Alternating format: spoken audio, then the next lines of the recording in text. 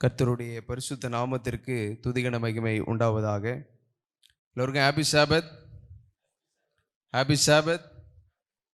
திருச்சபை எப்பொழுதும் நிரம்பி வழிவதைப் போல நம்முடைய பேச்சுகளும் செயல்களும் நம்முடைய ஊழிய பாரங்களும் இருக்க வேண்டும் என்று சொல்லி எப்பொழுதும் தீர்மானத்தோடு நாம் இருப்போம். கர்த்தர் நம்ம ஒவ்வொருவரையும் ஆசீர்வதிப்பாராக. இந்த வேளையிலும் தவிர்க்க முடியாத சூழ்நிலை, அநேகர் வர முடியாமல் போனாலும் இருக்கிற ஒரு சிலர் நாம் ஆண்டவருடைய வேத வார்த்தைகளை தியானிக்கும் பொழுது கர்த்தர் நம்மோடு கூட இடைபட வேண்டும் என்கிற ஜெபத்தோடும் சிந்தனையோடும் நம்முடைய இருதயங்களை ஒருமனப்படுத்தி இந்த நாளினுடைய பாடத்தை நாம் படிப்போம். நாம் யாவரும் தலைகளை தாழ்த்தி ஜெபம் செய்வோம். பரலோகத்தில் வாசமாயிருக்கிறதா நீங்கள் பரிசுத்தமுள்ள நல்ல ஆண்டவரே, இந்த அருமையான ஓய்வு நாளின் ஆரம்ப வேலைக்காக நன்றியோடு துதிக்கிறோம், ஸ்தோத்தரிக்கிறோம். கர்த்தர் கிருபையாக இந்த வாரத்தை முழுமையாக கடக்க செய்து இந்த ஓய்வு நாளின் ஆரம்ப வேளையில் ஆண்டவருடைய சன்னிதானத்திலே நான் ஒன்று சேரத்தக்கதாக தேவனீர் ஏற்படுத்தின மாபெரும் கிருபைக்காக உண்மை நன்றி செலுத்துகிறோம், துதிக்கிறோம். இந்த வேளையிலும் எங்களை வெறுமைப்படுத்தி ஆண்டவருடைய சமூகத்தில் ஒப்புக் கொடுக்கிறோம். நாங்கள் குறைவுள்ள பாண்டங்களாக இருக்கிறோம். தேவன் நீர் உம்முடைய வாயின் வார்த்தைகளால, ஆண்டவர் நீர் எங்களுக்கு கற்பித்துக் கொடுக்க இருக்கிற உம்முடைய அறிவுரைகளாலும் ஆலோசனைகளினாலும் எங்களை முழுமையாக நிரப்பி இந்த இடத்துல இருந்து அனுப்பும்படியாக தேவ ஒத்தாசை, தேவ பிரசன்னம் எங்களோடு கூட வழிநடத்தும்படியாக இயேசு கிறிஸ்துவின் இன்ப நாமத்தில் ஜெபிக்கிறோம் எங்கள் ஜீவனுள்ள நல்ல பிதாவே, ஆமென். 1844 ஆண்டு அக்டோபர் 22 இன்னைக்கு அந்த தினம். இது 1844 ஒரு பெரிய ஒரு சம்பவம் நடந்தது. அந்த சம்பவத்தை குறித்து இந்த நாளிலே விசேஷ வண்ணமாய் வேறு திருச்சபை பிள்ளைகள் இதை பற்றி யோசிப்பதும் சிந்திப்பதும் கிடையாது. ஆனால் ஆண்டவரால் ஏற்படுத்தப்பட்ட 7ஆம் நாள் அட்வென்த் திருச்சபையின் பிள்ளைகளாகி நீங்களும் நானும் வருடந்தோறும் இந்த நாளை நினைவு கூர்ந்து இந்த நாளில் நடந்த சம்பவம் என்ன, இந்த நாளின் வாயிலாக தேவன் நமக்கு கற்பித்துக் கொடுக்கக்கூடிய பாடங்கள் என்ன என்பதை நாம் ஆழமாக புரிந்து கொண்டிருக்கிறோம். இந்த நாளினுடைய மகத்துவம், த கிரேட் டிசப்பாயின்மெண்ட், மாபெரும் ஏமாற்றம் என்று சொல்லக்கூடிய இந்த சம்பவம் எதினால் நிகழ்ந்தது? இது தேவனால் ஏற்படுத்தப்படக்கூடிய ஒரு திருச்சபையாக இருக்கும் என்று சொன்னால் ஏன் ஆண்டவர் இதை அனுமதித்திருக்க வேண்டும்? ஏன் திருச்சபை பிள்ளைகள் இப்படிப்பட்டதான மாபெரும் ஏமாற்றத்தை கடந்து போயிருக்க வேண்டும் என்பதை நாம் பாடமாக இந்த நாளில படிக்க போகிறோம். ஒருவேளை இந்த சம்பவத்தை முழுமையாக இந்த ஒரே நாள்ல ஒரு சில மணித்துளி வேலைகளை நம்மளால் என்ன செய்ய முடியாது, முழுமையாக அதை படித்துக் கொள்ள முடியாமல் போனாலும் அதனுடைய மைய பகுதியை நீங்களும் நானும் ஆராய்ந்து ஆழமாக படித்து திருச்சபையின் ஸ்தாபனம் எப்படியாக ஆரம்பிக்கப்பட்டது, தேவனுடைய வழிநடத்துதல் இந்த மாபெரும் ஏமாற்றத்தை கடந்து எப்படி முழுமையாக அவரை வழிநடத்தினது என்பதை நாம் புரிந்து கொள்ள போகிறோம். முதலாவது, நம்முடைய திருச்சபை எப்படி ஆரம்பிக்கப்பட்டதுன்னு சொல்லி யாருக்காவது நமக்கு தெரியுமா? நம்முடைய திருச்சபை ஸ்தாபனம் எப்படியாக துவங்கப்பட்டது என்று சொல்லி நமக்கு தெரியுமா? 1844 அக்டோபர் 22 நம்முடைய திருச்சபை, நம்முடைய ஸ்தாபனம் இருந்துச்சா? அப்பொழுது நம்முடைய திருச்சபையும் நம்முடைய ஸ்தாபனம் எதுவுமே இல்லை. அக்டோபர் 22 1844 என்ன செய்யாது?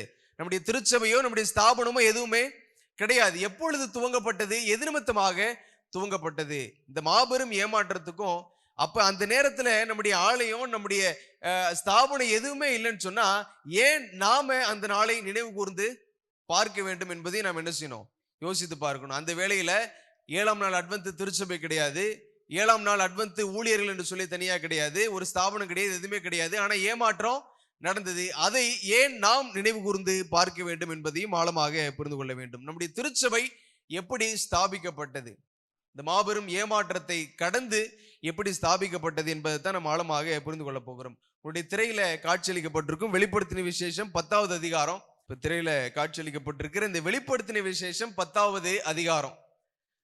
நம்முடைய திருச்சபை ஸ்தாபனத்திற்கும் இந்த அதிகாரத்திற்கும் என்ன சம்பந்தம் அப்படின்றத நம்ம ஒப்பிட்டு இந்த நாள்ல என்ன படிக்க போகிறோம்.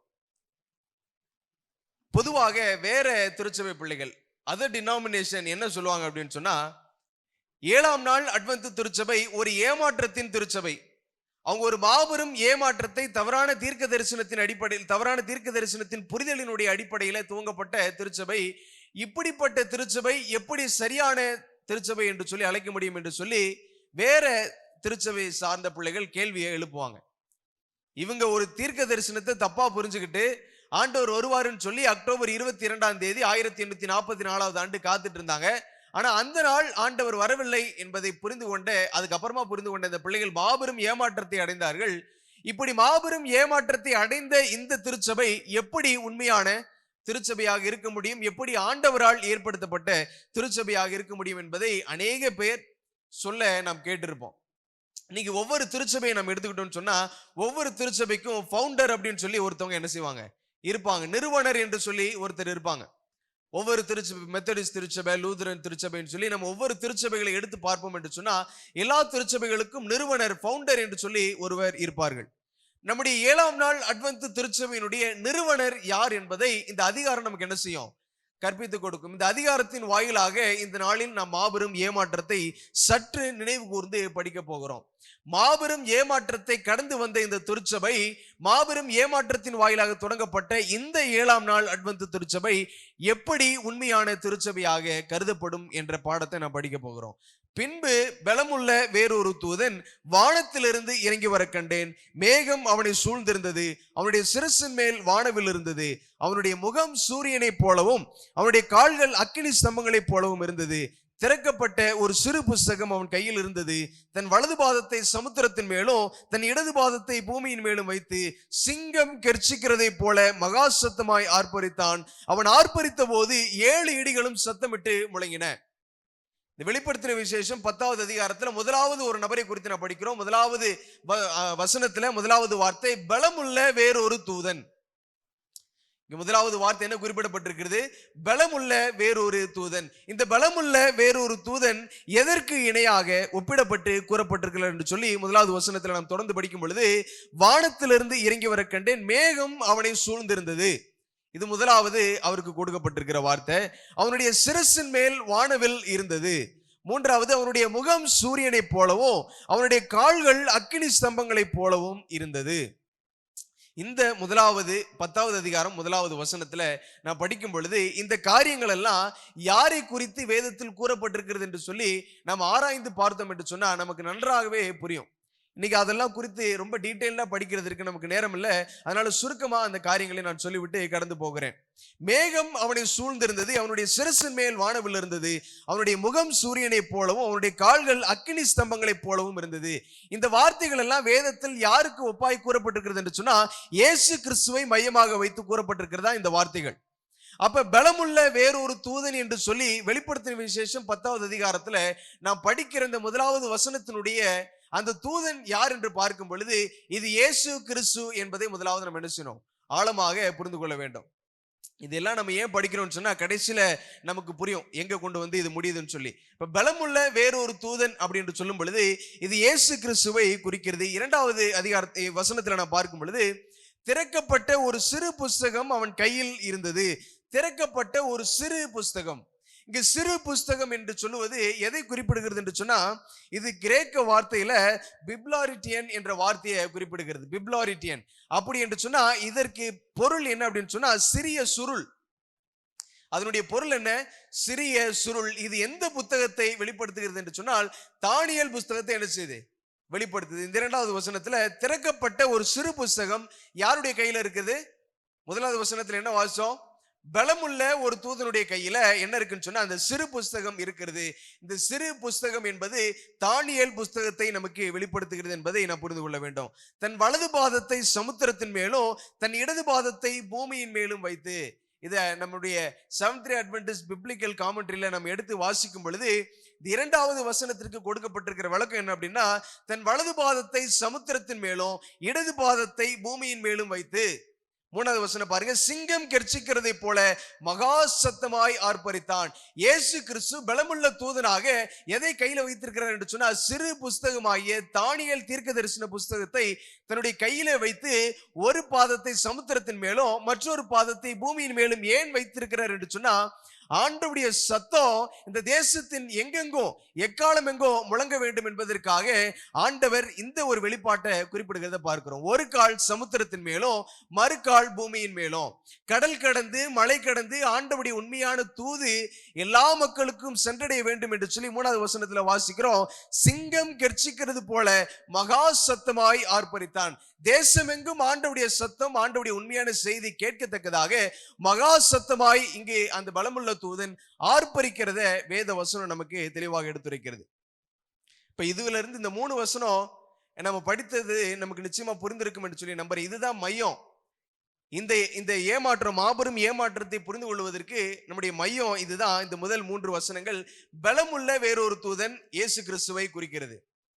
எல்லாம் கவனிக்கிறீங்களா? புரியுதா? பலமுள்ள வேறொரு தூதன் யாரை குறிக்கிறது? இயேசு கிறிஸ்துவை குறிக்கிறது. 2வது வசனத்துல நான் பார்க்கிறோம், திறக்கப்பட்ட ஒரு சிறு புஸ்தகம். சிறு புஸ்தகம் என்னது? தானியேல் தீர்க்க தரிசன புஸ்தகம். வலது பாதத்தை சமுத்திரத்தின் மேலும் இடது பாதத்தை பூமியின் மேலும் வைக்கிறார் என்பதற்கு பொருள் என்ன அப்படின்னா, மலைகள் தாண்டி கடல் தாண்டி ஆண்டவுடைய 7ஆம் நாள் சத்தியம், ஆண்டவுடைய உண்மையான தூது, 3வது தூது என்ன செய்யணும்? எல்லா இடத்துக்கும் ஆண்டவர் சிங்கம் கர்ச்சிக்கிறதை போல மகா சத்தமாய் கம்பீரிக்கிறார் என்று சொல்லி, ஆர்ப்பரிக்கிறார் என்று சொல்லி பார்க்கிறோம். அப்பொழுது 7 இடி முழக்கங்களுடைய சத்தம் கேட்குது. 7 இடி முழக்கம். அதான் 10வது அதிகாரம் 4வது வசனத்துல நாம் படிக்கும் பொழுது, 7 இடிகளும் தங்கள் சத்தங்களை முழங்கின போது நான் தான் எழுத வேண்டும் என்று இருந்தேன். அப்பொழுது 7 இடி முழக்கங்கள் சொன்னவைகளை நீ எழுதாமல் முத்திரை போடு என்று வானத்திலிருந்து ஒரு சத்தம் உண்டாக கேட்டேன். இப்ப அடுத்த ஒரு பாடத்தை நாம் படிக்க போகிறோம். இந்த தரிசனம் யாருக்கு வெளிப்படுத்தப்படுதுன்னு சொன்னா, யோவானுக்கு என்ன செய்யுது? இந்த தரிசனம் வெளிப்படுத்தப்படுது. யோவானுக்கு வெளிப்படுத்த மாத்திரத்துல இந்த 7 இடி முழக்கங்கள் சத்தத்தை என்ன சொல்லுச்சோ அதை உடனே எழுதணும்னு சொல்லி யோவான் என்ன செய்யறாரு? ஆயத்தமாய் உட்காரும் பொழுது மறுபடியும் வானத்திலிருந்து ஒரு சத்தம் கேட்கப்படுகிறது. அந்த சத்தம் என்ன சொல்லுது? இது நீ எழுதாதபடி இதை முத்திரை போடு என்று சொல்லி என்ன செய்யுது? அந்த சத்தம் சொல்லுகிறத பார்க்கிறோம். அப்ப யோவான் அங்க என்ன செய்யல? யோவான் கேட்கப்பட்ட இந்த இடி முழக்கங்கள் சத்தத்தினுடைய தீர்க்க தரிசனத்தை யோவானால் என்ன செய்ய முடியல? இந்த புஸ்தகத்துல எழுதப்பட முடியல. அதனால இந்த புஸ்தகத்தை என்ன செய்ய சொல்றார் ஆண்டவர்? கேட்ட சத்தத்தை நீ முத்திரை போடு என்று சொல்லி சொல்லுகிறத பார்க்கிறோம். தொடர்ந்து கடந்து போவோம். அடுத்த 5வது வசனத்துல நாம் வாசிக்கும் பொழுது, சமுத்திரத்தின் மேலும் பூமியின் மேலும் நிற்கிறதாக நான் கண்ட தூதன் தன் கையை வானத்திற்கு நேராக உயர்த்தி, இனி காலம் செல்லாது. அடுத்த பாடம் மிக முக்கியமான பாடம். இந்த 6வது வசனம் 1வது வார்த்தை என்ன வார்த்தை? இனி காலம் செல்லாது, ஆனாலும் தேவன் தம்முடைய ஊழியக்காரராகிய தீர்க்கதரிசிகளுக்கு சுவிசேஷமாய் அறிவித்தபடி 7ஆம் தூதனுடைய சத்தத்தின் நாட்களிலே அவன் எக்காலம் ஊத போகிற போது தேவ ரகசியம் நிறைவேறும். இந்த 6வது வசனத்திலிருந்து 2 பாடம். இந்த 2 பாடத்தின் மையங்களில தான் இன்னைக்கு மீதமான பாடங்கள் இருக்க போகிறது. இனி காலம் செல்லாது, கடைசியாக வசனம் முடியும் போது எப்படி முடியுது? தேவ ரகசியம் நிறைவேறும். இந்த 2 வார்த்தைகளை மையமாக கொண்டு ஆழமாக நான் படிக்க போகிறோம். இனி காலம் செல்லாது. இந்த காலம் செல்லாது என்கிற வார்த்தை, இந்த பதம் எப்படியாக நம்முடைய முன்னோர்களால் புரிந்து கொள்ளப்பட்டது என்று சொன்னா, இனி காலம் செல்லாது என்று சொல்லும் பொழுது இதோட காலம் முடிஞ்சு போயிரும் சொல்லி என்ன செய்தாங்க? எல்லாரும் தீர்மானித்தாங்க. இப்ப யோவானுக்கு இந்த தரிசனம் வெளிப்படுத்தப்பட்டது. 7 இடி முழக்கங்கள் சத்தத்தின் வாயிலாக ஆண்டவர் கொடுக்கப்பட்ட தூத ஆண்டவர் என்ன செய்ய சொல்றாரு? முத்திரை போட சொல்றாரு. அது தீர்க்க தரிசனத்தின் நிறைவேறுதல் அப்ப என்ன செய்யப்படும்? அது மக்களுக்கு வெளிப்படும் என்று சொல்லி ஆண்டவர் அதை முத்திரை போட சொல்லுகிறாரு. அடுத்து 6வது வசனத்துல நான் படிக்கும் பொழுது, இனி காலம் செல்லாது என்கிற வார்த்தையை நான் படிக்கிறோம். இந்த காலம் செல்லாது என்கிற வார்த்தையினுடைய பதத்தை தான் அநேக பேர் நம்முடைய முன்னோர்கள் என்ன செய்தாங்கன்னு சொன்னா, இனி காலம் செல்லாது, பூமியின் நாட்கள் முடிவடைய போகிறது, பூமியில் கிருபையின் நாட்கள் முடிவடைய போகிறது என்பதை அவர்கள் புரிந்து கொண்ட பிள்ளைகளாக அநேகருக்கு இயேசு கிறிஸ்து வரப்போகிறார் என்ற செய்தியை பிரசங்கமா சொல்றதுக்கு ஆரம்பிச்சாங்க. இது பிப்ளிக்கல் கமெண்ட்ரியில நம்ம வாசிக்கும் பொழுது, this time which the angel declares with a solemn oath is not the end of this world's history. இந்த பூமியின் வரலாறை முடிக்கத்தக்கதான ஒரு நாள் அந்த நாள் கிடையாது. வெளிப்படுத்தின விசேஷம் 10வது அதிகாரம் 6வது வசனத்துல குறிப்பிடப்பட்டிருக்கிற இனி காலம் செல்லாது என்கிற வார்த்தை என்ன வார்த்தை கிடையாது? இந்த பூமி இதோட முடிஞ்சு போயிரும், இந்த பூமியின் நாட்கள் முடிந்து போகும், பூமியில் இனி யார் ஒருவரும் வாழ முடியாது என்ற பதத்தை போல அந்த பதம் என்ன செய்யப்படல? கொடுக்கப்படல. அடுத்த வார்த்தையை நான் படிக்கும் பொழுது, neither it's not the end of this world's history, neither of probationary time but of prophetic time. இது கிருபையின் காலம் முடிய போகிற நாளும் கிடையாது, மாறாக இது என்ன முடிவு நாள், இனி என்ன காலம் செல்லாது அப்படின்னு சொல்லி வேத தீர்க்க தரிசனம் முறைக்கிறது என்று சொன்னா, இனி தீர்க்க தரிசன நாள் இதோட என்ன செய்யுது? முடிவடையுது. இதுக்கப்புறம் தீர்க்க தரிசன நாள் இராது என்று சொல்லி இந்த பதத்தை அவர்கள் உபயோகப்படுத்துகிறத பார்க்கிறோம். இது தமிழ்ல நான் படிக்கும் பொழுது, இந்த உலக வரலாற்றின் முடிவு அல்ல, கிருபையின் நேரமும் அல்ல, மாறாக நம் ஆண்டவரின் வருகைக்கு முன்னதாக இருக்க வேண்டிய தீர்க்க தரிசன நேரமாகும். ஆண்டவருடைய வருகையாக இது இருக்கும் என்று சொல்லி நம்முடைய முன்னோர்கள் என்ன செய்தாங்க? தீர்மானித்தாங்க. இனி காலம் செல்லாது என்று சொல்லும் பொழுது இதோட உலகம் முடிஞ்சு போயிரும், ஆண்டவருடைய 2ஆம் வருகை இருக்கும் என்று சொல்லி உலக மக்கள் நம்முடைய முன்னோர்கள் தீர்மானித்தார்கள். ஆனால் மாறாக வேதத்தின் மையமான பொருள் என்னவென்று சொன்னா, மாறாக நம் ஆண்டவரின் வருகைக்கு முன்னதாக இருக்க வேண்டிய தீர்க்க தரிசன நேரம் இது. அப்ப ஒரு சின்ன ஒரு கணக்கு அங்க என்ன செய்யுது? மாற்றப்படுகிறத பார்க்கிறோம். இனி காலம் செல்லாது என்கிற பதம் தவறான அர்த்தத்துல புரிந்து கொள்ளபடினால அங்க ஒரு ஒரு பெரிய ஒரு மாற்றம் ஏற்படுகிறத பார்க்கிறோம். அதாவது குறிப்பிட்ட நேரத்தில் மக்களுக்கு இன்னொரு செய்தி இருக்காது. அதாவது 1842 இருந்து 1844 இதெல்லாம் தீர்க்க தரிசன ஆண்டுகள். வேதத்தில் நமக்கு முன்னதாக உரைக்கப்பட்ட தீர்க்க தரிசன ஆண்டுகள். இந்த 1844 வரை வேதத்துல தீர்க்க தரிசனங்கள் என்ன செய்யப்பட்டிருக்கு? உரைக்கப்பட்டிருக்கு. இதுக்கு முன்பதாக நம்ம வேதத்தில் எத்தனையோ தரிசனங்களை பார்க்கிறோம். அந்த தரிசனங்கள் சரியாக எந்த ஆண்டு எந்த காலத்துல நிறைவேறும் என்று சொல்லி வேதம் உரைத்ததோ அதுல எல்லாம் சரியான விதத்தில் என்ன செய்தது? அந்த காலங்கள் எல்லாம் நிறைவேறினது. அதே போல கடைசியாக வேதத்தில் கொடுக்கப்பட்டிருக்கிற தீர்க்க தரிசனம் எப்ப முடியுது அப்படின்னு சொன்னா 1844 ஆண்டு அக்டோபர் 22 என்ன செய்யுது? முடியுது. அதுக்கப்புறமா தீர்க்க தரிசன ஆண்டுகள் கிடையாது. இன்னைக்கு பூமியில எத்தனையோ பேர் சொல்றதை கேட்போம். 2027 ஆண்டவர் வர்றாருன்னு சொல்லி ஒரு புது கூட்டம் என்ன செய்திருக்கு? கிளம்பி இருக்கு. 2031 ஆண்டவர் வருவாருன்னு சொல்லி சில பேர் என்ன செய்துட்டு இருக்கிறாங்க? பிரசங்கித்துக் கொண்டிருக்கிறாங்க. ஆனா வேதம் என்னத்தை நம்ம கற்பித்துக் கொடுக்கிறது என்று சொன்னா வேதத்தின் தீர்க்க தரிசனத்தின் அடிப்படையில 1844க்கு பிறகு தீர்க்க தரிசன ஆண்டுன்னு சொல்லி ஒண்ணுமே கிடையாது. அதோடு என்ன செய்திருச்சு?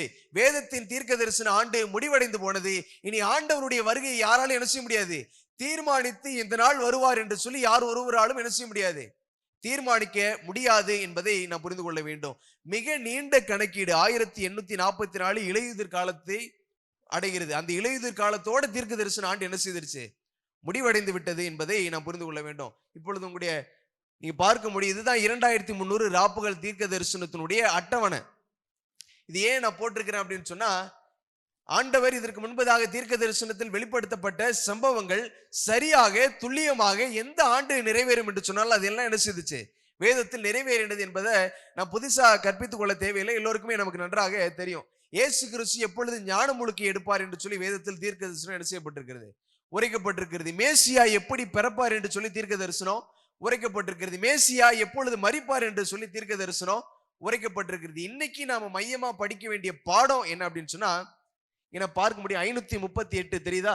538 இருந்து 1798 இதுதான் நம்ம வேதத்துல ரொம்ப சரித்திரத்தின் ரீதியில் நம்ம படிக்கும் பொழுது இருண்ட காலம் என்று சொல்லி நம்ம என்ன செய்யறோம்? படிக்கிறோம். கிபி 538 இருந்து கிபி 1798 வரையும் நம்ம என்ன சரித்திரத்துல படிக்கிறோம்னு சொன்னா இருண்ட காலம் என்று சொல்லி என்ன செய்யறோம்? நான் படிக்கிறோம். இந்த இருண்ட காலம் யாருடைய சாம்ராஜ்யம் நமக்கு தெரியும். இது போப்பு மார்க்கும் போப்பு சாம்ராஜ்யமாக இருந்தது. இன்னைக்கு நம்ம அதை குறித்து நம்ம ஆழமா படிக்கல.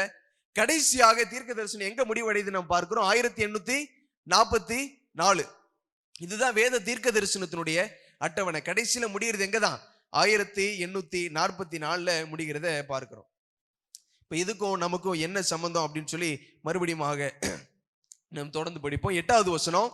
நான் வானத்திலிருந்து பிறக்க கேட்ட சத்தம் மறுபடியும் என்னுடனே பேசி சமுத்திரத்தின் மேலும் பூமியின் மேலும் நிற்கிற தூதனுடைய கையில் இருக்கும் திறக்கப்பட்ட சிறு புஸ்தகத்தை நீ போய் வாங்கிக் கொள் என்று சொல்ல நான் தூதனிடத்தில் போய் அந்த சிறு புஸ்தகத்தை எனக்கு தாரும் என்றேன். அதற்கு அவன், நீ இதை வாங்கி புசி, இது உன் வயிற்றுக்கு கசப்பாய் இருக்கும், ஆகலும் உன் வாய்க்கு இது தேனை போல மதுரமாய் இருக்கும் என்றான். இந்த 2300 ராப்புகள் தீர்க்க தரிசனம் தான் இந்த தானியேல் புத்தகத்துல சிறு புத்தகத்துல மையமா இருக்கிற ஒரு பாடம். இந்த பாடத்தை நீ படிக்கும் பொழுது உன்னுடைய வாய் தேனை போல மதுரமாய் இருக்கும். ஆனா அதை உட்கொண்டதுக்கு பிறகு உன்னுடைய வயிறு எப்படி இருக்கும்? கசப்பானதாக இருக்கும் என்று சொல்லி வெளிப்படுத்தின விசேஷம் 10வது அதிகாரத்துல உரைக்கப்பட்ட தீர்க்க தரிசனத்தினுடைய வெளிப்பாடு தான் எது அப்படின்னு சொன்னா மாபெரும் ஏமாற்றம். 1844 ஆண்டு அக்டோபர் 22 மாபெரும் ஏமாற்றம் என்று சொல்லக்கூடிய நாள் எதின் அடிப்படையில் வந்தது என்று சொன்னா வேதத்தின் தீர்க்க தரிசனத்தினுடைய வெளிப்பாடு. அதுதான் நாம் வாசிக்கிறோம். இது நீ வாங்கி புசி, உன் வயிற்றுக்கு கசப்பாய் இருக்கும், ஆகிலும் உன் வாய்க்கு இது தேனை போல மதுரமாய் இருக்கும். இந்த சத்தியத்தை முதலாவது படிக்க துவங்க ஆரம்பித்த புதுசுல தான் ரொம்ப தீர்க்கமாக போப்பு மார்க்கத்திலிருந்து எல்லோரும் வெளியே வந்து புரொட்டஸ்டன்ட் மார்க்கமாக இணைந்து என்ன செய்றாங்க? போப்பு மார்க்கம் பொய் என்பதை புரிந்து கொண்டு போப்பு மார்க்கத்துக்கு விரோதமாக அவர்கள் பேசி ஆண்டவருடைய வேதத்தை மக்களிடத்துல கொண்டு போய் சேர்ப்பதற்கு முழு மூச்சோட வேலையை துவங்குவதற்கு என்ன செய்தாங்க? ஆரம்பித்தாங்க. எப்ப அப்படின்னு சொன்னா இந்த தீர்க்க தரிசன ஆண்டு நிறைவேறுதலுக்கு பிறகு 1700களில் இது ஆரம்பிக்கப்பட்டது. ஆண்டவருடைய வருகையை பத்தி அநேக பேர் சரித்திரத்தின் வாயிலாக என்ன செய்திருக்கிறாங்க? ஆண்டுடைய வருகை இந்த வருடம் இருக்கும் என்று சொல்லி எத்தனையோ பேர் என்ன செய்திருக்கிறாங்க? கணித்திருக்கிறாங்க. முதலாவது நான் பார்க்கிறோம், மார்ட்டின் லூத்தர் ஒரு மிகப்பெரிய ஒரு சீர்திருத்தவாதி. போப்பு மார்க்கத்தை எதிராக ஆண்டவருடைய வார்த்தைக்காக நான் மரிப்பது லகுவான காரியம் என்று சொல்லி போப்பு மார்க்கத்திற்கு எதிராக தனி ஒருவராக போராடின ஒரு நபர். இந்த மார்ட்டின் லூத்தர் அவர் வாழ்ந்து கொண்டிருந்த நாட்கள்ல அவர் ஒரு ஒரு ஒரு வருடத்தை சொன்னாரு. 1843 இயேசு கிறிஸ்துவனுடைய வருகை இருக்கும் என்று சொல்லி அவரு ஒரு வார்த்தையை சொன்னாரு. அதுக்கப்புறமா ஜான் வெஸ்லி சொல்றாரு 1000 வருட அரசாட்சி. நம்ம படிக்கிறோம்ல, ஆண்டுடைய வருகை பூமியில ஆண்டுடைய 2ஆம் வருகைக்கு பிற்பதாக இந்த பூமி நரகமாக, அதாவது 1000 வருட அரசாட்சிக்கு கடந்து போகும் என்று சொல்லி நான் படிக்கிறோம். இந்த 1000 வருட அரசாட்சி 1836 தொடங்கும் என்று சொல்லி அவரு ஒரு ஒரு வேத ஆராய்ச்சியின்படி அவர் ஒரு முடிவை சொன்னார். இப்படி அநேக வேத வல்லுநர்கள், சீர்திருத்தவாதிகள் எல்லோரும் இந்த தீர்க்க தரிசன ஆண்டுகளை படித்து விட்டு ஆண்டவுடைய வருகை இந்த ஆண்டுல இருக்கும், இந்த ஆண்டுல இருக்கும் சொல்லி ஒவ்வொருவராய் என்ன செய்தாங்க, சில ஆண்டுகளை குறிப்பிட்டு அவர்கள் சொன்னார்கள். இதை தொடர்ந்து தான் யாரு வர்றான்னு சொன்னா வில்லியம் மில்லர் என்ன செய்யறாரு, வர்றாரு. வில்லியம் மில்லர் 16 வருடம் வேத ஆராய்ச்சி என்ன செய்யறாரு, 16 வருடம் வேத ஆராய்ச்சி செய்யறாரு. இதுல முக்கியமா தானியேல் புஸ்தகத்தை என்ன செய்யறாரு, அந்த 16 வருடமும் நேரங்களை செலவழித்து அவர் தீர்க்க தரிசனங்களை எல்லாம் கணக்கு போட்டு சாட்டு போட்டு எந்த ஆண்டு எது நடக்கணும், எந்த ஆண்டு எது நடைபெற்றது என்று சொல்லி எல்லாம் படிச்சுட்டு கடைசியில என்ன முடிவு பண்றான்னு சொன்னா 1843 பரிசுத்த ஸ்தலம் சுத்திகரிக்கப்படும் என்ற வார்த்தை தானியேல் 8வது அதிகாரம் 14வது வசனத்தில் நாம் வாசிக்கும் பொழுது பரிசுத்த ஸ்தலம் சுத்திகரிக்கப்படும் என்ற வார்த்தையை அவர் படித்த மாத்திரத்துல ஆண்டவர் இந்த பூமிக்கு என்ன செய்ய போறாரு, வரப்போறான்னு சொல்லி அவர் என்ன செய்துட்டாரு, முடிவெடுத்துட்டார். யாரு, வில்லியம் மில்லர். எப்போ முடிவெடுத்தாருன்னு சொன்னா 1843 இயேசு கிறிஸ்து என்ன செய்வாரு, இந்த பூமிக்கு வருவார் என்று சொல்லி வில்லியம் மில்லர் என்ன செய்தாரு, தீர்க்க தரிசன சாட்டை போட்டு அட்டவணையை போட்டு இந்த ஆண்டு ஆண்டவர் வருவார் என்று சொல்லி அவர் படித்த மாத்திரத்துல அதை பிரசங்கம் பண்ண தொடங்க ஆரம்பிச்சார். மிகப்பெரிய அளவுல ஆண்டவருடைய வருகை எப்பொழுது அதிகமாக ஆண்டவருடைய வருகையின் சத்தியம் துணிக்கப்பட்டது என்று சொன்னா வில்லியம் மில்லருக்கு இந்த தீர்க்க தரிசனத்தினுடைய வெளிப்பாடு வந்த மாத்திரத்துல ஆண்டவர் வில்லியம் மில்லரை ரொம்ப அற்புதமா உபயோகப்படுத்துகிறத நான் பார்க்கிறோம். அதை தொடர்ந்து 1843 ஆண்டு இயேசு கிறிஸ்து இந்த பூமிக்கு வரப்போறார் என்று சொல்லி வில்லியம் மில்லர் தொடர்ந்து என்ன செய்து கொண்டிருக்கிறாரு, பிரசங்கித்துக் கொண்டிருக்கிறார். அவர் புரிந்து கொண்டது என்ன, பரிசுத்த ஸ்தலம் என்பது எதை குறிக்கிறது, இந்த பூமியை குறிக்கிறது என்பதை போல அவர் என்ன செய்து கொண்டாரு, அவர் புரிந்து கொண்டார். அதனால தொடர்ந்து இந்த வார்த்தைகளை அவர் என்ன செய்து கொண்டிருக்கிறார், பிரசங்கித்துக் கொண்டிருக்கிறத பார்க்கிறோம். அநேக மக்கள் இதை கேட்டு மனமாற்றம் அடைந்து ஆண்டவருடைய வருகைக்காக தங்களை என்ன செய்து கொண்டிருக்கிறாங்க, ஆயத்தப்படுத்திக் கொண்டிருக்கிறாங்க. இவருடைய கூட்டத்துல நிறைய பேர் என்ன செய்யறாங்க, சேர்ந்து கொள்கிறாங்க. இவர் கூட்டத்துல ஜோசப் பேட்ஸ் அப்படின்ற ஒரு நபர் செல்றாரு. முதலாவது இவர் கூட ஜோஷுவா வி ஹைம்ஸ் என்ற ஒரு இவரோடு கூட இணையாளனாக ஒரு ஊழியக்காரன் என்ன செய்யறாரு, சேர்ந்து கொள்றாரு. வில்லியம் மில்லரும் அவரும் சேர்ந்து பிற இடங்களுக்கு, தேசங்களுக்கு எல்லாம் கடந்து போய் 1843 ஆண்டவர் வரப்போறான்னு சொல்லி எல்லா இடத்துக்கும் என்ன செய்தாங்க, தொடர்ந்து பிரசங்கம் பண்ணி கொண்டிருந்தாங்க. அதுக்கப்புறமா தான் என்ன செய்தாங்கன்னு சொன்னா பேப்பர் பிரிண்டிங், அதாவது இந்த பிரசுர ஊழியத்தை என்ன செய்தாங்க, ஆரம்பிச்சாங்க.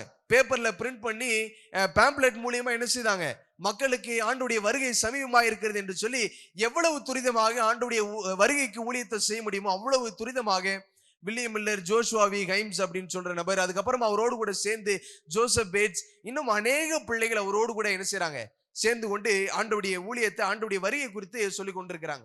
இப்பொழுது நான் பார்க்கிற இந்த நபர் தான் சாமுவேல் ஸ்னோ. இவர் தான் என்ன சொல்றாருன்னு சொன்னா, வில்லியம் மில்லர் என்ன சொன்னாருன்னா 1843 ஆண்டவராய் இயேசு கிறிஸ்து இந்த பூமிக்கு என்ன செய்வாரு, வருவார் என்று சொன்னார். ஆனா சாமுவேல் ஸ்னோ என்ன செய்யறாரு, மறுபடியும் ஒரு நாள் ஒரு கூட்டம் நடந்துகிட்டு இருக்கிற சமயத்துல சாமுவேல் ஸ்னோ வேமா ஆண்டவருடைய வருகை நாள் என்ன என்று எனக்கு தெரியும் என்று சொல்லி அக்டோபர் 22, 1844 இயேசு கிறிஸ்து வருவார் என்று சொன்ன நபர் யாரு, சாமுவேல் ஸ்னோ. இவர் தான் என்ன செய்யறாரு, நாளை என்ன செய்யறாரு, சரியா சொல்றாரு. வில்லியம் மில்லர் என்ன சொன்னாரு, 43 ஆண்டவர் வருவாருன்னு சொன்னாரு. ஆனா சாமுவேல் ஸ்னோ என்ன சொன்னார்னா அக்டோபர் 22 தேதியோட 1844 ஆண்டவர் வருவார் என்று சொல்லி என்ன செய்தாரு, சாமுவேல் ஸ்னோ சொன்ன மாத்திரத்துல வில்லியம் மில்லரால உடனே அதை என்ன செய்ய முடியல, ஏத்துக்க முடியல. உடனே என்ன செய்யறாரு, மறுபடியும் வில்லியம் மில்லர் உட்கார்ந்து தானியேல் புஸ்தகத்தை மறுபடியும் படிச்சு, சரி அப்ப இவர் சொல்றது சரியாகத்தான் இருக்குதுன்னு சொல்லி அவர் என்ன செய்யறாரு, ஒரு முடிவுக்கு எல்லோருமே என்ன செய்யறாங்க, இணைந்து அக்டோபர் 22, 1844 இயேசு கிறிஸ்துவினுடைய வருகை இருக்கும் என்று சொல்லி எல்லோரும் ஆண்டவருடைய வருகைக்காக என்ன செய்யப்படுகிறார்கள், ஆயத்தப்பட்டு கொண்டிருக்கிறார்கள் என்று நாம் புரிந்து கொள்கிறோம். நேரம் கம்மியா இருக்கிறதுனால கொஞ்சம் சீக்கிரம் போயிடுறேன். அந்த நாள் நெருங்கினது. அக்டோபர் 22, 1844 நாள் என்ன செய்தது, நெருங்கினது. எல்லா பிள்ளைகளும் என்ன செய்தாங்கன்னு சொன்னா தங்களுடைய எல்லா காரியத்தையும் என்ன செய்துட்டாங்க, வேணான்னு சொல்லி விட்டு உதறிட்டாங்க. தங்களுடைய நிலங்கள், வீடுகள் எதுவுமே எனக்கு தேவையில்லை என்று சொல்லி எல்லாவற்றையும் என்ன செய்துட்டாங்க, உதறிட்டாங்க. விவசாயம் பண்ணி விதையை விதைத்து அறுவடைக்காக காத்து கொண்டிருந்த பிள்ளைகளை அறுவடை என்ன செய்யல. எல்லாருமே என்ன செஞ்சுட்டாங்க, ஆண்டவர் தான் வரப்போறாரு, நான் அறுவடை செஞ்சு என்னத்தை நான் பெறப்போறேன்னு சொல்லி எல்லாவற்றையும் உதறிவிட்டு பூமியின் எல்லா ஆசைகளையும் எல்லா காரியங்களையும் இந்த பூமியிலே புதைத்து விட்டு எல்லோரும் ஆண்டவருடைய வருகைக்காக இந்த அக்டோபர் 22ஆம் தேதி என்ன செய்திருக்கிறாங்க, காத்து கொண்டு நின்றுட்டு இருக்கிறாங்க. காலை விடியுது, எல்லாரும் ஆயத்தமா நின்றுட்டு இருக்கிறாங்க, ஆண்டவருடைய வருகைக்காக காத்து கொண்டிருக்கிறாங்க. நேரம் ஆக ஆக ஆக ஒவ்வொருவருடைய முகமும் என்ன செய்வது, அங்க மாற்றம் அடைகிறத பார்க்கிறோம். ஒவ்வொருவருடைய முகமும் அங்க மாற்றப்படுகிறது. எல்லாருமே ஆண்டவர் வருவார் என்று சொல்லி ரொம்ப ஆர்வமா ஏக்கத்தோட கர்த்தருடைய வருகையில் அவரோடு கூட அவருடைய வலது பாரிசத்தில் நான் வீட்டில் இருக்க போகிறோம் என்ற ஆவலோடும் ஏக்கத்தோடும் எத்தனை பேர் அந்த நாளுக்காக ஆயத்தப்பட்டிருந்தார்கள் சொன்னா 50,000 பேர் என்ன செய்திருந்தாங்க, ஆயத்தமாய் இருந்தார்கள். யாருக்காக? இயேசுவனுடைய வருகைக்காக.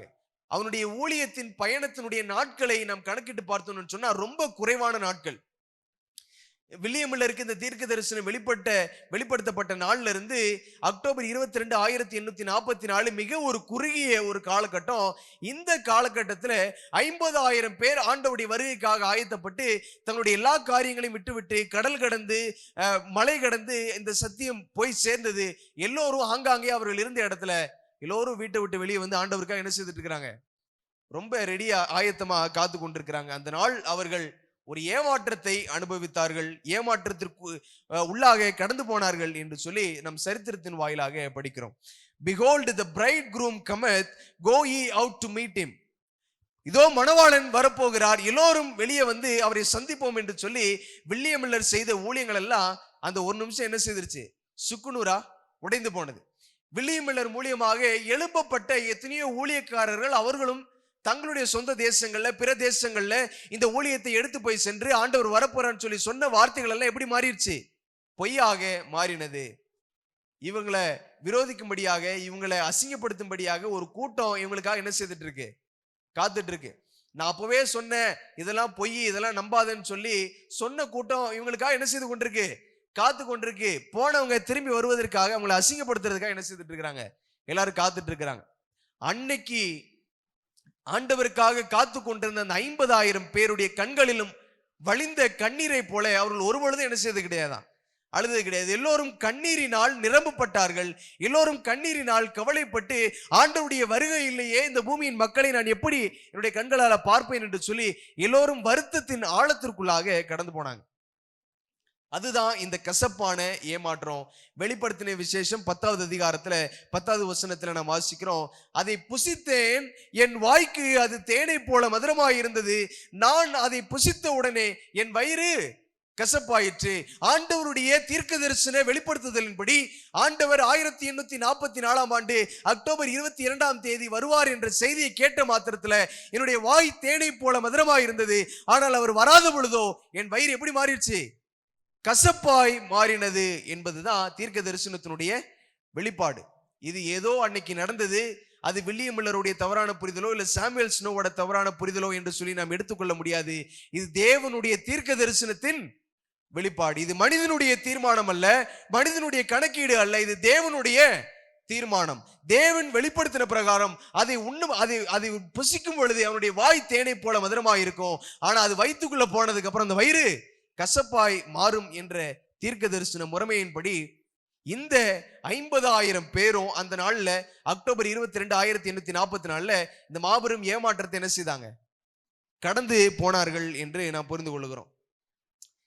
இந்த ஏமாற்றம் ஏன் இந்த தலைப்பு அப்படின்னு சொன்னா, is it really a disappointment, இது உண்மையாகவே ஒரு ஏமாற்றம் தானா என்று நாம புரிந்து, ஏன் இந்த கேள்வியோடு நாம் படிக்கிறோம் என்று சொன்னா, இந்த ஏமாற்றம் இந்த 50 பேருக்கும் ஏமாற்றமா மாத்திரம் என்ன செய்தில்லை, முடிந்து விடல.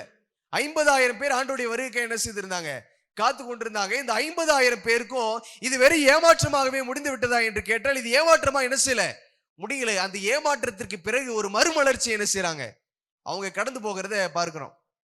இப்ப இந்த கூட்டத்தை யாரு ஆயத்தம் பண்றதுன்னு சொன்னா, ஹைரம் எட்சன் அப்படின்றவர். இந்த ஹைரம் எட்சன் என்ன பண்றாருன்னா, மக்கள் எல்லாரும் இந்த மாபெரும் ஏமாற்றத்தின் ஆளை ருசி பார்த்து எல்லோரும் கொஞ்சம் பேர் என்ன செய்துட்டாங்கன்னு சொன்னா வேற திருச்சபையை ஸ்தாபிக்க ஆரம்பிச்சுட்டாங்க. அதுல இருந்து ஒரு கூட்டம் கிளம்பி போய் ஃபர்ஸ்ட் டே அட்வென்டிஸ்ட்னு சொல்லி ஒரு திருச்சபை என்ன செய்தாங்க, ஸ்தாபித்தாங்க. ஃபர்ஸ்ட் டே அட்வென்டிஸ்ட் சொல்லி ஒரு திருச்சபையை ஸ்தாபித்தாங்க. இன்னும் அநேக பிள்ளைகள் யெகோவா விட்னஸ், இந்த அட்வென்ட் மூவ்மெண்ட், மில்லரைட் அட்வென்ட் மூவ்மெண்ட்ல இருந்து பிரிந்து போன மில்லருடைய சத்தியத்தை கேட்டு ஆண்டவருடைய வருகை காத்து கொண்டிருந்த கூட்டத்துல கொஞ்சம் பேர் யெகோவா விட்னஸ் என்ற ஒரு திருச்சபை, ஒரு ஸ்தாபனத்தை என்ன செய்தாங்க, அவர்கள் துவங்கினார்கள். இன்னும் அநேக பேர் ஆண்டவர் இல்லை என்பதை போல சித்தரித்தார்கள். இன்னும் அநேக பேர் இந்த 7ஆம் நாள் அட்வென்ட், இந்த தீர்க்க தரிசனத்தை வெளிப்படுத்தக்கூடிய இந்த சபையெல்லாம் பொய் அப்படின்னு சொல்லி எத்தனையோ பேர் எத்தனையோ விதமான காரியங்களை பேசிக்கொண்டு முறுமுறுத்து கொண்டு அநேக பேர் கடந்து போனாங்க. மிஞ்சினது எத்தனை பேருன்னு சொன்னா வெறும் 50 பேர். ஆண்டவருடைய வருகைக்காக ஆயத்தம் பண்ணப்பட்ட பிள்ளைகள் எத்தனை பேரு? 50,000 பேர்ல இந்த ஏமாற்றத்திற்கு அப்புறம், மாபெரும் ஏமாற்றம் நடந்த அடுத்த நாள் எத்தனை பேர் உண்மையாக ஆண்டவருக்காக நின்று கொண்டிருந்தார்கள் சொன்ன வெறும் 50 பேர். 50,000 பேர் இப்ப எத்தனை பேரா குறைஞ்சிருச்சு? வெறும் 50 பேரா குறைகிறத பார்க்கிறோம். இதற்கு ஒரு விடையை கண்டுபிடிக்கணும்னு சொல்லி ஹைரம் எட்சன் என்ன சொல்றாருன்னா, இந்த ஏமாற்றத்தை அடைந்த எல்லா பிள்ளைகளும் இப்ப என்ன செய்யறாரு, கூப்பிடுறாரு, வாங்க, நான் ஏதோ ஒரு தவறை நாம் தான் என்ன செய்திருப்போம், நிச்சயமா செய்திருப்போம். இது தேவனுடைய தவறாக ஒரு பொழுதும் இருக்காது. தேவன் நம்ம ஏமாற்றுகிற தேவன் கிடையாது. நம்ம மீது ஏதோ தவறு இருக்கிறது. மறுபடியும் நம்ம ஆண்டவரிடத்துல ஜெபத்தை செய்து ஆண்டவரிடத்துல நாம் கேட்டு என்ன ஒரு வெளிப்பாடு, ஏன் தவறு, ஏன் ஏமாற்றத்தை நாம் கடந்து போனோம் என்பதை எல்லாம் நம்ம ஆண்டவரிடத்துல கேட்போம்னு சொல்லி ஹைரம் எட்சன் என்ன செய்யறாரு, மறுபடியும் அவர் போய் ஒவ்வொரு மக்களையா சந்திச்சு கூப்பிடுறாரு. நேரங்களை செலவழித்து எல்லோரையும் கூப்பிட்டு முழங்கால் படிட்டு ஜெபம் செய்ய என்ன செய்யறாங்க, ஆரம்பிக்கிறாங்க.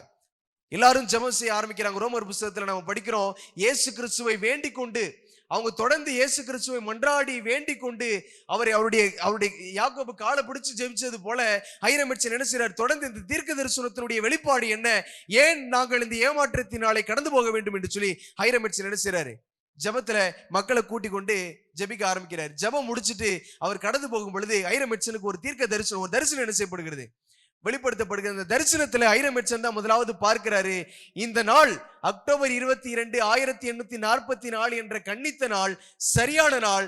ஆனால் பரிசுத்த ஸ்தலம் என்பது இந்த பூமி அல்ல, அது பரலோகத்தில் இருக்கிற ஆண்டவருடைய ஆலயம் என்பதை அவர் தான் என்ன செய்தாரு, மக்கள் எல்லாருக்கும் தெளிவுபடுத்தினார்.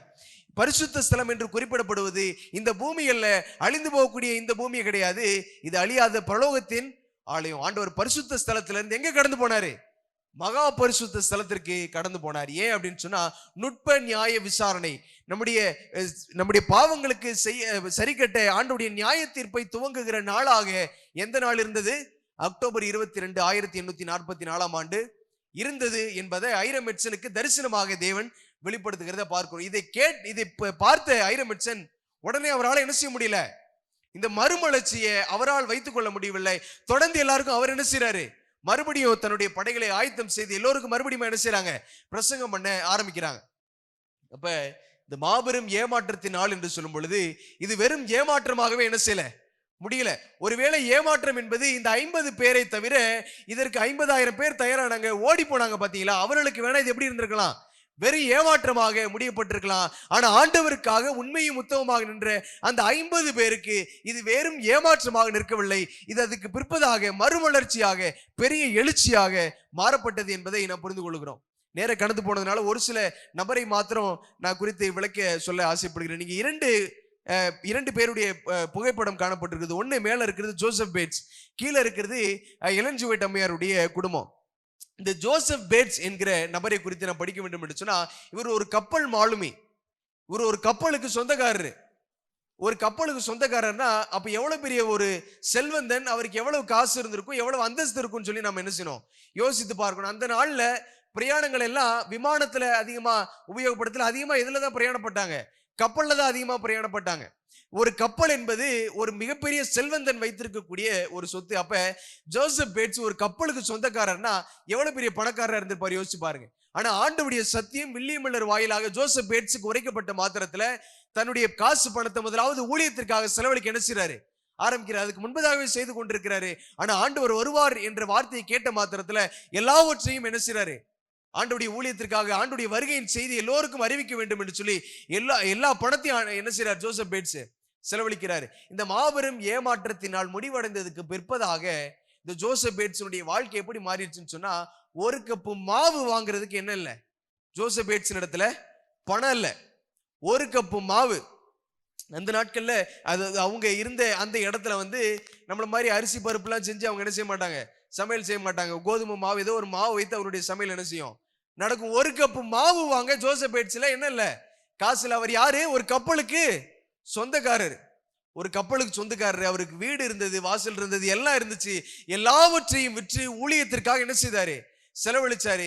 கடைசியில இந்த மாபெரும் ஏமாற்றத்தின் நாளுக்கு முந்தின நாள் அவருடைய பையன் என்ன செய்தாருன்னு சொன்னா, இந்த தாயின் தகப்பனை விட்டு என்ன செய்தாரு? ஓடி போயிடுறாப்ல.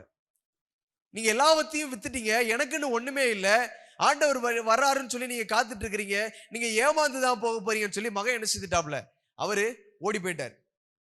இப்ப இவ்வளவு பெரிய ஏமாற்றங்களையும் இவ்வளவு பெரிய சோதனைகள் எல்லாவற்றையும் கடந்து வந்த பொழுது ஜோசபேட்ஸ் கையில ஒரு மாவு வாங்குறது காசு இல்லை. மனைவி வந்து சொல்றாங்க, நம்ம இடத்துல ஒரு வேளைக்கு தான் என்ன இருக்கு, மாவு இருக்குன்னு சொன்ன மாத்திரத்துல உனக்கு எத்தனை கப்பு வேணும்னு சொல்லி உடனே கடைக்கு போறாரு. ஒரு 4 பவுண்டு மாவு என்ன செய்யறாரு, வாங்கி வீட்டுல வந்து கொடுத்துறாரு. அதுதான் அவருடைய கையில இருந்த கடைசி பணம். அதுக்கப்புறமா ஒரு நயா பைசா இல்ல ஜோசபேட்ஸ் இடத்துல இல்ல.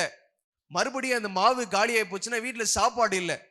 ஜோசபேட்ஸுக்கு அந்த நேரத்துல ஒரு தரிசனம். போஸ்ட் ஆபீஸுக்கு போக சொல்லி ஏதோ ஒண்ணு உறுத்துதுன்னு சொல்லி ஜோசபேட்ஸ் என்ன செய்துட்டு இருக்கிறாரு, போஸ்ட் ஆபீஸுக்கு கிளம்பி போறாரு. போஸ்ட் ஆபீஸ்ல போயிட்டு அந்த தபால்காரரை பார்த்து எனக்கு ஒரு லெட்டர் வந்திருக்கு அப்படின்னு சொல்லி சொன்ன மாத்திரத்துல அவர் தபால்காரருக்கு புரியல. வந்த லெட்டர் நானே என்ன பார்க்கல, உங்களுக்கு எப்படி தெரியும் லெட்டர் வந்திருக்குன்னு சொல்லி கேட்கிறாரு. உடனே சரி பரவாயில்லன்னு சொல்லி பாக்குறாங்க. இவருக்கு ஒரு லெட்டர் என்ன செய்திருந்துச்சு, வந்திருந்தது. ஜோசபேட்ஸ் சொல்றாரு, அதுல பணம் இருக்கு, நீங்க அதை பிரிங்க. அந்த லெட்டரை வாங்கணும்னு சொன்னா ஜோசபேட்ஸ் கொஞ்சம் பணத்தை என்ன செய்யணும், தபால்காரருக்கு கொடுக்கணும். ஒரு 5 சென்ட் என்ன செய்யணும், அவங்களுடைய பணத்தின்படி அவங்க கொடுக்கணும். அது கொடுக்கறதுக்கு கூட ஜோசபேட்ஸ் என்ன இல்ல, காசு இல்ல. ஜோசபேட்ஸ் அந்த தபால்காரர்கிட்ட சொல்றாரு, அதை பிரிங்க, அதுல காசு இருக்கும், காசு இருந்தா உங்களுடைய பணத்தை எடுத்துக்கிட்டு மிச்ச பணத்தை எனக்கு கொடுங்க. அப்படி காசு இல்லைன்னு சொன்னா நீங்களே வச்சிருங்க, நான் போய் காசு ரெடி பண்ணிட்டு வந்து உங்ககிட்ட என்ன செய்துறேன், இதை நான் வாங்கிக்கிறேன்னு சொல்லி பிரிக்க சொல்றாரு. பிரித்து பார்த்தா அதுல பணம் இருக்குது. பணத்துல இருந்து 5 சென்ட்டை மாத்திரம் அந்த தபால்காரர் எடுத்துட்டு மிச்ச பணத்தை எடுத்துட்டு மாவு வாங்கிட்டு என்ன செய்யறாரு, ஜோசபேட்ஸ் வீட்டுக்கு போறாரு. வீட்டுக்கு போயிட்டு மாவு வாங்கி கொடுத்துட்டாரு. அந்த மாவு அவங்க சாகுற வரையெல்லாம் இருக்காது, ஏதோ கொஞ்ச நாள் என்ன செய்யும் வரும். மறுபடியும் மிச்ச காசு என்ன பண்ணாருன்னு சொன்னா, இந்த பேப்பர் அச்சு பண்றதுக்காக, அவருடைய எழுத்துக்களை எல்லாம் காகிதத்துல அச்சு பண்றதுக்காக போய் அட்வான்ஸா ஒரு அமௌண்ட் என்ன செய்துட்டாரு, போய் ஒரு பிரஸ்ல போய் என்ன செய்துட்டாரு, கொடுத்துட்டு வந்துட்டாரு. அவர்கள் எழுதின புத்தகங்களை எல்லாம் அச்சடிக்க வேண்டும் என்று சொல்லி இந்த அட்வான்ஸா கொடுத்துட்டு போயிட்டாரு. இந்த வார்த்தைகளை எல்லாம் நீங்கள் அச்சிட்டு வைங்க, நான் மறுபடியும் மீதமான பணத்தை கொடுத்துட்டு இதை எடுத்துக்கிறேன்னு சொல்லி என்ன செய்துட்டாரு, அச்சிட சொல்லிட்டார். அதே மாதிரிதான் எலஞ்சு வைட்டுடைய குடும்பம். இந்த மாபெரும் ஏமாற்றத்திற்கு பிறகு எலஞ்சு வைட் அம்மையாருடைய குடும்பத்திலும் ஒரு நயா பைசா கிடையாது. ஜேம்ஸ் ஒயிட், எலஞ்சு வைட்டுடைய கணவனார், தினமும் ரொம்ப உழைக்கக்கூடிய, இந்த ரயில் தண்டவாளத்துல கல்லெடுத்து போடக்கூடிய வேலைகளை, மிகவும் தன்னுடைய உடலை வலிமைப்படுத்தக்கூடிய ஒரு வேலைக்கு தான் ஜேம்ஸ் ஒயிட் தினமும் கடந்து போயிட்டு வந்தார். ரொம்ப உடம்பு வலி, வீட்டுல காசு இருக்காது, அதுவும் சில நேரங்களில் வீட்டுல எதுவுமே வாங்காம வருவார். ஒருவேளை உணவிற்கு கூட அவருடைய பிள்ளைகளுக்கு கொடுக்க முடியல, அவ்வளவு தூரத்துக்கு அவருடைய வீட்லயும் வறுமை தலைவிரித்து அவருடைய குடும்பங்கள்ல ஆடினது. ஆனா அந்த சூழலிலோ அவர்கள் என்ன செய்யல, ஊழியத்தை கைவிடல. ஜோசபேட்ஸ் இடத்துல ஒரு கப்பு மாவு வாங்குறது காசுல ஊழியத்துக்காக மறுபடியும் என்ன செய்யறாரு, கடந்து போறாரு. அநேக பேரை சந்திக்கிறாரு. மறுபடியும் அவர் அச்சிடப்பட்ட அந்த அச்சகத்துல வந்து ஒருத்தர் என்ன செய்யறாரு, காசை கொடுக்கிறார். $100 ஒருத்தர் கொடுக்கிறார், $10 கொடுக்கிறார். எல்லாரும் என்ன செய்திருச்சு, அவர் அச்சிடப்பட்ட புத்தகங்கள் எல்லாம் அவருடைய கையில வந்துருச்சு. அவர் ஒரு பைசா என்ன செய்யல, கொடுக்கல. தேவனுடைய ஊழியத்திற்காக கடந்து போன அந்த ஜோசபேட்ஸுக்கு தேவன் செய்த அற்புதமோ ஏராளம் ஏராளம். அதே போல எலஞ்சு வைட் அம்மையாருடைய குடும்பத்தை நான் பார்க்கும் பொழுது ஊழியத்திற்காக தங்களுடைய குடும்பத்தை பொருட்படுத்தாதபடி, அடுத்த வேளை உணவை அவர்கள் பொருட்படுத்தாதபடி தொடர்ந்து ஊழியத்தை செய்தபடினால அவர்கள் குடும்பத்தையும் தேவன் எப்படி வழிநடத்தினார் என்பது எல்லாம் நம் சரித்திரத்தின் வாயிலாக புரிந்து கொள்கிறோம். இன்னைக்கு ஒரே நாள்ல இந்த முழு பாடத்தையும் நம்மளால என்ன செய்ய முடியாது, படித்து விட முடியாது. இப்ப நான் நடுவுல முக்காவாசி பாடத்தை நம்ம என்ன செய்யல, படிக்கல. வெறும் 1% தான் நம்ம இன்னைக்கு படித்திருப்போம். ஆனா இந்த 1%லையும் தேவனுடைய வெளிப்பாடு ஆண்டவருடைய சபையில் எப்படி இருந்தது என்பதை நம்ம ஆழமாக புரிந்து கொள்ள வேண்டும். இந்த ஜோசபேட்ஸ் தான் எலஞ்சு வைட் அம்மையாருக்கு ஓய்வு நாளினுடைய பாடத்தை என்ன செய்றாரு, கற்பித்து கொடுக்கிறார். ஜோசபேட்ஸுக்கு பிரஸ்டன் என்கிற ஒரு லேடி மூலியமாக, எல்டர் வீலர் அப்படின்னு சொல்ற ஒரு நபரின் மூலியமாக ஜோசபேட்ஸுக்கு ஓய்வு நாள் சத்தியம் வந்தது. இதெல்லாம் பின்னாடி ஒரு மிகப்பெரிய ஒரு பாடம். இது எல்லாம் முடிஞ்சதுக்கு அப்புறம் கடைசியில இவர்கள் நம்முடைய திருச்சபையை ஸ்தாபிக்க வேண்டும் என்கிற ஒரு தீர்மானம் எங்கிருந்து வெளிப்படுத்தப்பட்டது? இது மனிதர்களுடைய தீர்மானம் அல்ல, இதுவும் தேவனுடைய வெளிப்பாடு என்பதை நாம் புரிந்து கொள்ள வேண்டும். வெளிப்படுத்தின விசேஷம் 10வது அதிகாரம் 11வது வசனத்தை நாம் வாசிப்போம். யாராவது எடுத்து கொஞ்சம் சத்தமா வாசிங்க. வெளிப்படுத்தின விசேஷம் 10:11. அவ்வளவுதான், முடிஞ்சிருச்சு. ஆ. நீ மறுபடியும் அநேக ஜனங்களையும் ஜாதிகளையும் பாஷைக்காரரையும் ராஜாக்களையும் குறித்து தீர்க்க தரிசனம் சொல்ல வேண்டும் என்றான். இப்ப 10வது வசனத்துல நாம் வாசித்தோம், என் வாய்க்கு அது தேனை போல மதுரமாயிருந்தது, நான் அதை புசித்த உடனே என் வயிறு கசப்பாயிற்று என்று நான் படித்தோம். இந்த தீர்க்க தரிசனத்தின் வெளிப்பாடை இந்த சிறு புஸ்தகம் தானியேல் புஸ்தகத்தை படித்த மாத்திரத்துல என் வாய்க்கு அது தேனை போல மதுரமாயிருந்தது, அது என்னுடைய வெளிப்பாடு 1844 மாபெரும் ஏமாற்றத்தை கடந்து போகும் பொழுது என் வயிறு கசப்பானதாக மாறினது. ஆனா அதோட நம்முடைய வேலை முடியல. அந்த வேலை என்ன, அந்த நாள் என்ன நாள் என்று சொல்லி படித்தோம். அக்டோபர் 22, 1844. இது பூமியினுடைய அழிவின் நாள் அல்ல, மாறாக தீர்க்க தரிசனத்தினுடைய நிறைவேறுதலுக்கான நாள். இந்த பூமியில தேவன் நமக்கு நாம் செய்த பாவத்திற்காக நமக்காக பரிந்து பேசும்படியாக தேவன் பரிசுத்த ஸ்தலத்திலிருந்து மகா பரிசுத்த ஸ்தலத்திற்கு பிரவேசித்து போன நாள். நுட்ப நியாய விசாரணையை துவங்குவதற்கான நாள். அதாவது நியாய தீர்ப்பை நமக்காக துவங்கின ஒரு நாள் தான் இந்த நாள். அந்த நாளை மையமாக கொண்டு ஆரம்பிக்கப்பட்டது எது? நம்முடைய திருச்சபை. நம்முடைய 7ஆம் நாள் அட்வென்த் திருச்சபை என்பதற்கு நிறுவனரோ ஃபவுண்டர் என்று சொல்லி நாம் யார் ஒருவரையும் குறிப்பிட முடியாது. ஏனென்று சொன்னா தீர்க்க தரிசனத்தின் வெளிப்பாடாக வெளிவந்த திருச்சபை தான் எது? இந்த 7ஆம் நாள் அட்வென்த் திருச்சபை. இது மனிதர்களால் நியமிக்கப்பட்ட, மனிதர்களால் கடந்து போகப்பட்ட ஒரு திருச்சபை கிடையாது. இது தேவனால் ஏற்படுத்தப்பட்ட ஒரு திருச்சபை என்பதை நீங்களும் நானும் புரிந்து கொள்ள வேண்டும். கடைசியாக true revival from the great disappointment, மாபெரும் ஏமாற்றத்திற்கு பின்னதாக எழுப்பப்பட்ட ஒரு உண்மையான எழுப்புதலை ஒரு தரிசனத்தின் வாயிலாக நாம் படித்துவிட்டு நாம் முடிவு செய்வோம். அம்மையாருக்கு ஒரு தரிசனம் கடைசியாக என்ன செய்யப்பட்டது? வெளிப்படுத்தப்பட்டது. என்ன அப்படின்னு சொன்னா, அட்வென்த் மக்கள் எல்லோரும் புதிய எருசலேமை நோக்கி, புதிய கானானை நோக்கி என்ன செய்து கொண்டிருக்கிறாங்க? பிரயாணப்பட்டு போய் கொண்டிருக்கிறார்கள். போகிற வழி எப்படி இருக்குன்னு சொன்னா, அந்த போகிற வழி மாத்திரம் எப்படி இருக்கு? வெளிச்சமா இருக்கு. இருபுறமும் எப்படி இருக்குன்னு சொன்னா இருள் நிறைந்த பள்ளத்தாக்கா என்ன செய்யுது? இது இருக்குது. இப்ப இந்த வழியில பிரயாணப்பட ஆரம்பிச்ச பிள்ளைகள் இந்த தீர்க்க தரிசனத்தின் வெளிப்பாட்டை முதலாவது புரிந்து கொண்டு இயேசு கிறிஸ்து வருவார் என்று சொல்லி கூடின கூட்டம் எத்தனை பேரு? 50,000 பேர் என்ன செய்தாங்க? ஆண்டவருடைய வருகைக்காக கூடி ஆயத்தமாகி நின்று கொண்டிருந்தாங்க. அதே மாதிரிதான் அம்மையாருக்கு காட்டப்பட்ட இந்த தீர்க்க தரிசனத்துல அட்வென்த் பிள்ளைகள் இந்த வழியில பிரயாணமாய் கடந்து போக நேரிடும் பொழுது கண்களுக்கு முன்பதாக என்ன பார்க்கறாங்க? புதிய எருசலேம், புதிய கானானை என்ன செய்றாங்க? அவங்க பார்க்கறாங்க. அதை பார்த்து தங்களுடைய பயணத்தை என்ன செய்றாங்க? ஆரம்பிக்கிறாங்க. அந்த பயணம் அதிகமா போக போக போக போக அந்த வெளிச்சத்திலிருந்து அநேக பேர் வழி தவறி வலதுபுறமும் இடதுபுறமும் இருக்கிற அந்த பள்ளத்தாக்களை, இருள் சூழ்ந்த பள்ளத்தாக்களை என்ன செய்துறாங்க?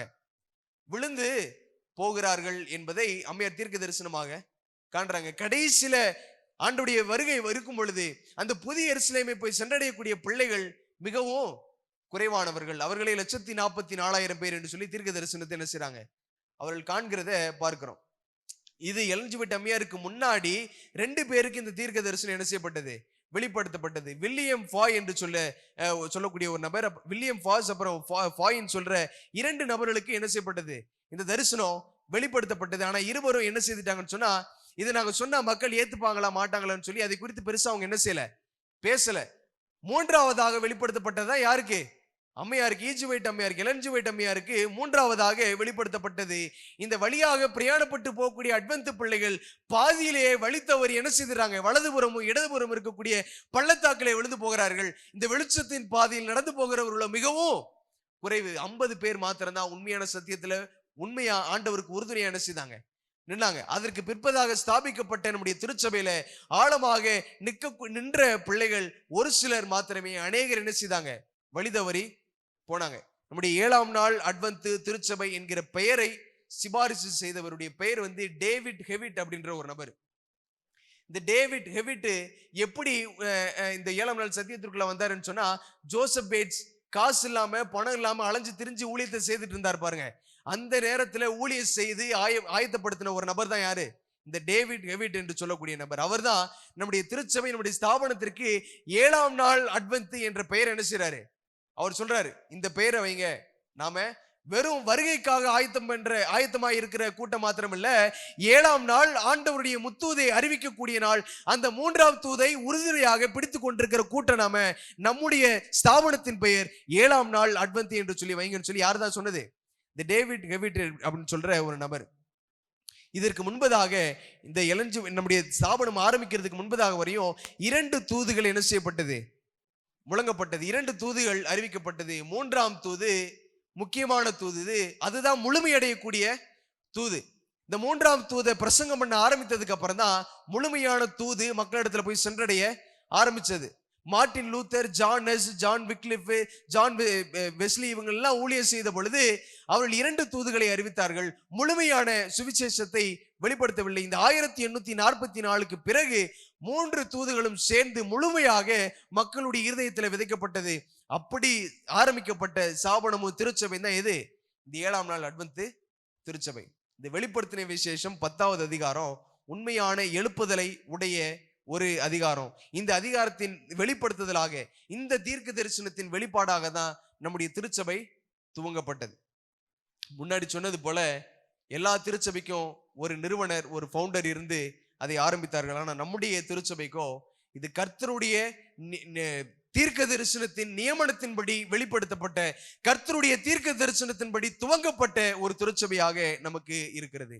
நீதிமொழிகள் 13வது அதிகாரம் 12வது வசனத்துல நான் படிக்கும் பொழுது, நெடுங்காலமாய் காத்திருக்குதல் இருதயத்தை இளைக்க பண்ணும், விரும்பினது வரும்போதோ ஜீவ விருட்சம் போல் இருக்கும். அந்த வழியில பிரயாணப்பட்டு போகிற பொழுது நமக்கு ரொம்ப சோர்வா இருக்கும். போகிற பாதை ரொம்ப தூரம் போயிட்டே இருக்கு, ஆண்டவர் வருவாரு வருவாரு வருவாரு என்று சொல்லி 2000 வருஷமா என்னுடைய காதுகள் தொனிக்க பிரசங்கத்தை கேட்டுட்டே இருக்கிறேன். ஆனா இன்னும் ஆண்டவர் வரவில்லை என்கிற ஏக்கமும் நம்முடைய இருதயத்துல குழப்பங்களும் தொடர்ந்து ஓடிக்கொண்டேதான் இருக்கும். ஆனா விரும்பினது வரும்போதோ ஜீவ விருட்சம் போல் இருக்கும். அதுக்காகத்தான் நீங்களும் நானும் என்ன செய்து கொண்டிருக்கிறோம், பிரயாணப்பட்டு கொண்டிருக்கிறோம். ஆண்டவருடைய வருகையின் பொழுது அவரோடு கூட எழும்பி பிரகாசித்து பரலோகத்திலே நமக்காக ஆயத்தம் பண்ணி வைத்திருக்கிற ஸ்தலத்திலே நாம் வீற்றிருந்து அவருடைய வலது பாரிசத்திலே ஜீவ விருட்சத்தை புசிக்கக்கூடிய பிள்ளைகளாக இருக்க வேண்டும் என்பதற்காகத்தான் நாம் ஆயத்தப்பட்டு கொண்டிருக்கிறோம். போகிற வழியில அநேக தடைகள் இருக்கலாம், அநேக தொல்லைகள், தொந்தரவுகள், அநேக இடர்பாடுகள் நம்முடைய கண்களுக்கு முன்பதாக இருக்கிறான். ஆனா வெளிச்சத்தை நோக்கி பார்த்து, புதிய எருசலேமை மாத்திரம் நோக்கி பார்த்து பிரயாணமாய் நடந்து போகிற பிள்ளைகளுக்கு ஒரு பொழுதும் ஏமாற்றம்ன்றது கிடையாது. ரோமர் 9வது அதிகாரம் 33வது வசனம் அதாவது சொல்லுது, சீயோனுக்கு முன்பதாக எத்தனையோ தடைகள், எத்தனையோ பாதாளங்கள் இருந்தாலும் ஆண்டவரை பற்றி கொள்ளுகிற உண்மையான பிள்ளைகள் ஒரு பொழுதும் வெட்கப்பட்டு போவது கிடையாது. கர்த்தருடைய வார்த்தை, கர்த்தருடைய தீர்க்க தரிசனம் மனிதர்களுக்காக மாற்றி அமைக்கப்படாது. இது கர்த்தருடைய தரிசனம். அவருடைய நாளில் சரியான விதத்தில் என்ன செய்யும், அதனுடைய விளைவு இருக்கும்.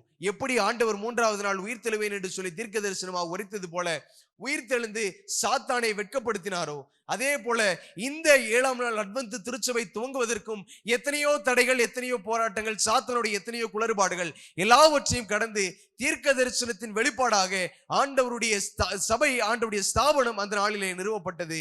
அதே போல கர்த்தருடைய முத்தூதை அறிவிக்கக்கூடிய மிக முக்கியமான பொறுப்புல இருக்கிற நீங்களும் நானும் வெளிப்படுத்தின விசேஷம் 14வது அதிகாரம் கடைசியில நான் படிக்கிறோம். முத்தூதை 8வது வசனத்திலிருந்து நான் படிக்கிற அந்த தூதை அறிவிக்கக்கூடிய மிக முக்கியமான ஸ்தானத்துல இருக்கிறோம். 6வது வசனத்திலிருந்து 12வது வசனம் வரை நான் படிக்கிறோம். மிக முக்கியமான ஒரு ஸ்தானம், முத்தூதை அறிவிக்கக்கூடிய ஒரு ஸ்தானம். அதுதான் வெளிப்படுத்தின விசேஷம் 10வது அதிகாரம் 2வது வசனம் 5வது வசனத்துல எல்லாம் நம்ம படிச்சோம். ஆண்டவருடைய பாதம் ஒரு பாதம் சமுத்திரத்தின் மேலும் இன்னொரு பாதம் பூமியின் மேலும் இருந்து கெர்ச்சிக்கிற சிங்கத்தை போல இந்த பூமி எங்கும் ஆண்டவருடைய சத்தம் என்ன செய்யப்பட்டது, எழும்பப்பட்டது. அதே போல இந்த கடைசி நாட்கள்ல கிறிஸ்துவின் திருச்சபையாக நீங்களும் நானும் எழும்பி ஆண்டவருடைய முத்தூதை இந்த பூமியும் சமுத்திரத்தை தாண்டி இருக்கக்கூடிய எல்லா கண்டங்களும் கேட்கத்தக்கதாக மிக பெரிய அளவுல சொல்ல வேண்டும் அப்படின்றதுதான் ஆண்டவருடைய தீர்க்க தரிசனத்தின் வெளிப்பாடு. இந்த உலகத்துல உலகளாவிய திருச்சபைகள், ஸ்தாபனங்கள் என்று சொல்லி 2 தான் உண்டு. இந்த திருச்சபை என்று சொல்லி கணக்கிட்டு பார்த்தோம்னு சொன்னா ஏராளமான 40,000த்திற்கும் மேலான அநேக திருச்சபை ஸ்தாபனங்கள் இருக்குது. ஆனா உலகளாவிய ஸ்தாபனங்கள் என்பது 2. ஒன்னு ரோம கத்தோலிக்கம், இன்னொன்னு 7ஆம் நாள் அட்வென்த் திருச்சபை. ஒன்னு சாத்தானுடைய கூட்டம், இன்னொன்னு ஆண்டவருடைய கூட்டம். ஒன்னு வெள்ளாட்டு கூட்டம், இன்னொன்னு செம்மறியாட்டு கூட்டம். ஆண்டவர் நம்மை செம்மறி கூட்டமா என்ன செய்திருக்கிறாரு, தேர்ந்தெடுத்திருக்கிறார். அவருடைய வருகையின் துரிதத்தை மையப்படுத்தக்கூடிய மிகப்பெரிய ஒரு ஊழியத்தை செய்து கொண்டிருக்கிற ஒரு கூட்டமாக நம்மை அழைத்திருக்கிறார். அப்படிப்பட்ட மாபெரும் தீர்க்க தரிசனத்தின் வெளிப்பாடாக உருவாக்கப்பட்ட, ஸ்தாபிக்கப்பட்ட நம்முடைய திருச்சபை மனிதர்களாலும் மனித யோசனைகளினாலும் துவங்கப்பட்டதல்ல. இது தேவனுடைய வெளிப்பாடு என்பதை புரிந்து கொண்டப்பட்ட பிள்ளைகள் நீங்களும் நானும் முழுமையாக ஆண்டவருடைய சமூகத்துல நம்மை ஒப்புக் கொடுப்போம். கர்த்தர் நம்மை காரணம் இல்லாம இங்க அழைத்து வந்து என்ன செய்யல, உட்கார வைக்கல. இந்த சம்பவங்கள் எல்லாம் நம்ம படித்தோம்ல, இந்த சரித்திர சம்பவங்கள், இதுல எல்லாத்தையுமே இது எல்லா சூழ்நிலைகளிலும் ஆண்டவர் தேர்ந்தெடுக்கப்பட்ட பிள்ளைகளுடைய வயதுகள் எல்லாம் நீங்க படிச்சுன்னு சொன்னா எல்லாருமே வாலிப வயசு. 17, 18, 19, 20, 25, 30 என்று சொல்லி எல்லாருமே எப்படிப்பட்ட வயசு? வாலிப வயசு. வயதானவர்கள் ஆண்டவர் என்ன செய்யல? தேர்ந்தெடுக்கல. வாலிபர்களை தேர்ந்தெடுத்து என்ன செய்தார்? ஆண்டவர் ஊழியத்தின் பாதையில நடத்தினார். இன்னைக்கு நம்முடைய திருச்சபையில வாலிபனுடைய பொறுப்பு மிக முக்கியமான ஒரு பொறுப்பு. வேதத்தை தூக்கி சுமக்கிற ஒரு பொறுப்பு, முத்துவதை அறிவிக்கக்கூடிய ஒரு மாபெரும் பொறுப்பு. அந்த பொறுப்பை உணர்ந்தவர்களாக ஊழியத்தின் பாதையில நாம் தொடர்ந்து கடந்து செல்வோம். கர்த்தர் நம் ஒவ்வொருவரையும் ஆசீர்வதிப்பாராக. ஆமென்.